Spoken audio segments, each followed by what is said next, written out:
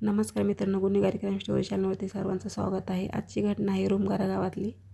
पुष्पा राठोड वय 33. नवरा बायको असतात. त्यांना एक मुलगा असतो. पुष्पा ही हर्बल कंपनीमध्ये जॉबला असते. तिथेच तिचा ओळख सत्यम सोनीबरोबर होते. त्यालासुद्धा बायको असते, 2 मुलं असतात. तर पुष्पा राठोडच्या नवऱ्याला माहीत होतं की बायकोचं असं असं आहे. तर दोघांचं भांडण होतं. ती त्याच्याकडून घटस्फोट घेते आणि वेगळी राहते मुलाला घेऊन.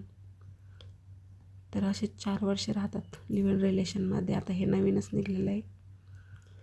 तर राहतात, पण अशा संबंधाचा शेवटसुद्धा वाईट होतो, तुम्हाला माहीतच असेल. आपण व्हिडिओमधून हे सांगत असतो, जे घडलेल्या घटना असतात त्या. 4 वर्ष ते राहतात. तर सत्यमच्या बायकोला कळल्यानंतर त्यांच्यात वाद होतात. मग ती त्याच्याशी घटस्फोट घेते, निघून जाते. जे 2 मुलं असतात सत्यम कशी सोडते. आता सत्यमला झाले 3 मुलं, पुष्पाचा 1 आणि याचे 2. आता हे संगच राहतात, 5 जण संगच राहतात. बरेच दिवस जातात. आता नवीन सगळे दिवस, नवीनचे दिवस चांगलेच असतात. पण नंतर तिला खूप चिडचिड करायला लागते. भांडणं होतात दोघांमध्ये सारखी. तर त्यामध्येच ती काय करते, तिच्या वडिलांना फोन करते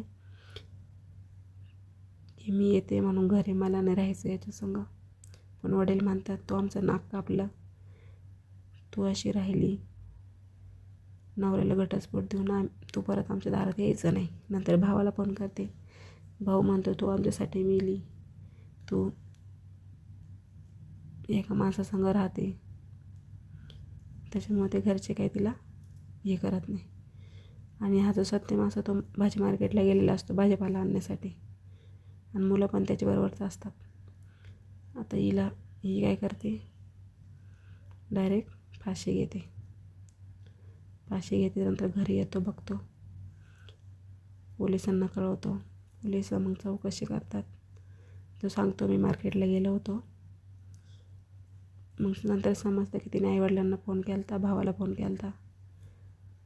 पण बघू शकता, सगळं चांगलं चालू असताना सुद्धा बायका कसं करतात. मग त्याचं शेवटसुद्धा असाच होतो काहीतरी. दोघांचे बी कुटुंब चांगले होते. आता झाले 3 पोरं, ते अनाथ झाले, कुटुंब झालं. आता तो सत्यम सोनी सांभाळेल. पण आता सध्या पोलिस त्याला पकडून नेतात. तर मुलं अनाथ झाले, बघू शकता. 2 कुटुंब उद्ध्वस्त झाली. तर तुम्हाला काय वाटतं स्टोरीतून कमेंट करून